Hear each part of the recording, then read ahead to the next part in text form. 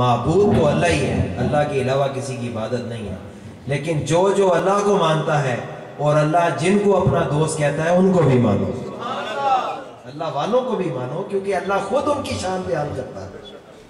اور یہ جو آخری آیات انہوں نے پڑھی کہ اے نفس مطمئنہ اپنے رب کی طرف لوٹا، یہ نفس مطمئنہ یعنی وہ نفس جس کو اطمینان مل گیا، جس کو سکون اور راحت مل گئی۔ آج دیکھیں لوگ مضطرب اور بے چین ہیں، پریشانیوں میں ہیں، دکھوں میں ہیں۔ اللہ کا ولی وہ ہوتا ہے جس کا نفس نفس مطمئنہ ہوتا ہے۔ حضور علیہ السلام نے یہ آیات پڑھی، فرمایا جب مومن دنیا سے جاتا ہے فرشتے آ کر یہ آیتیں اس کو پڑھ کر سناتے ہیں اور رب کی طرف سے خوشخبری عطا کرتے ہیں۔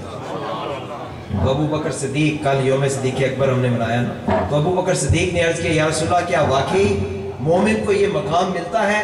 سرکار نے فرمایا ابو بکر مبارک ہو، تمہیں بھی فرشتے آ کر یہی آیتیں پڑھ کر مبارک دیں گے۔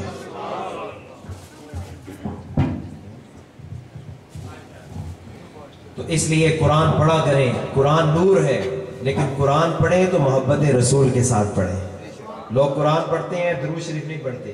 اہل سنت کے قاری اور قراء حضرات کا یہ ترہ امتیاز ہے کہ وہ تلاوت بھی کرتے ہیں تو اس سے پہلے بھی درود شریف پڑھتے ہیں، کہتے ہیں محبت سے سبحان اللہ۔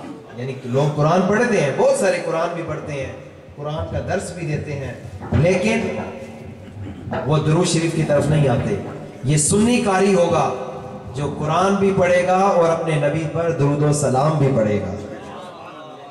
تو عزیزان محترم، الحمدللہ یہ اہل سنت کا امتیازی نشان ہے کہ اہل سنت قرآن بھی پڑھتے ہیں، قرآن بھی سنتے ہیں، نعت بھی پڑھتے ہیں، نعت بھی سنتے ہیں، اور حمد بھی پڑھتے ہیں اور حمد بھی سنتے ہیں۔ ہمارے بعض لوگ کہتے ہیں جی آپ نعتیں ہی پڑھتے رہتے ہیں، تو چلیں ہم نے الحمدللہ ہمارے اکابرین کا یہ بھی طریقہ رہا ہے کہ وہ ساتھ میں حمد جو ہے اس کو بھی ساتھ ساتھ جو ہے رکھا کرتے تھے۔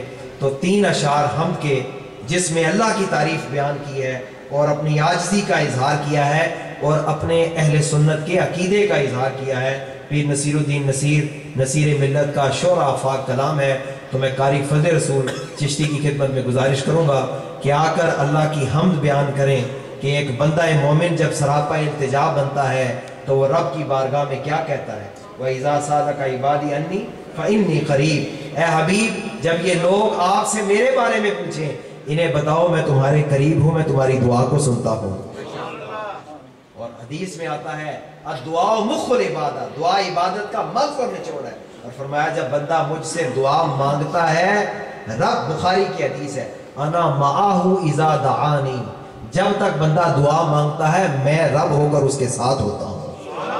تو یہ جو پیچھے میرے دوست بیٹھے ہیں میں بڑے ادب سے گزارش کروں گا، اندر حال میں جگہ ہے، قریب قریب آ جائیں تاکہ پتہ چلے یہ سنت ہے کہ ایک اجتماعیت کے ساتھ بیٹھیں، کیونکہ جب اللہ کی رحمت برستی ہے تو وہ مجمع کے اوپر برستی ہے، جو بکھر کر بیٹھتے ہیں وہ محروم رہ سکتے ہیں۔ تو میں ان سے گزارش کروں گا کہ وہ ذرا اندر تشریف لے آئیں اور آپ لوگ بھی ذرا آگے آ جائیں۔ تو قاری فضل رسول